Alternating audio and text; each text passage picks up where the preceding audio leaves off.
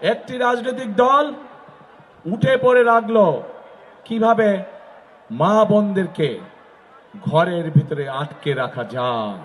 ভিন্ন মতের রাজনৈতিক নেতৃবৃন্দ কর্মীদেরকে বিভিন্নভাবে অত্যাচার, নির্যাতন, তুচ্ছ তাচ্ছিল্য, অপমানিত করত তারা।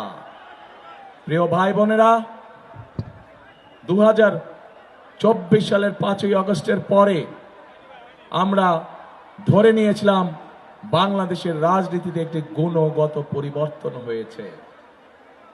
এই মুহূর্তে বাংলাদেশে যে দলগুলো রাজনীতি করছে তারা জনগণের মান মর্যাদা সম্মান অক্ষুণ্ণ রেখে কথা বলবে এবং রাজনীতি করবে।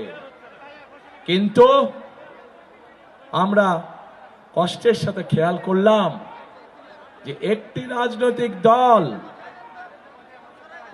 রাজনৈতিক দল 5ই আগস্টের পর থেকে এই দেশের অর্ধেক জনগোষ্ঠী অর্থাৎ মা এবং নারীদেরকে তুচ্ছ তাচ্ছিল্য করে কথা বলা শুরু করলো। তারা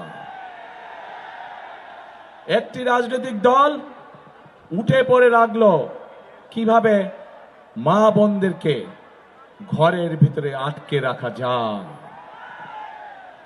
একটি রাজনৈতিক দল বিএনপি যেখানে পরিকল্পনা গ্রহণ করেছে যে বাংলাদেশকে যদি সামনের দিকে বাড়াতে হয়, বাংলাদেশকে যদি সামনের দিকে নিয়ে যেতে হয়, তাহলে সমগ্র জনগোষ্ঠীর এই যে অর্ধেক নারী সমাজ তাদেরকে কখনো পেছনে রেখে সামনে আগানো সম্ভব না।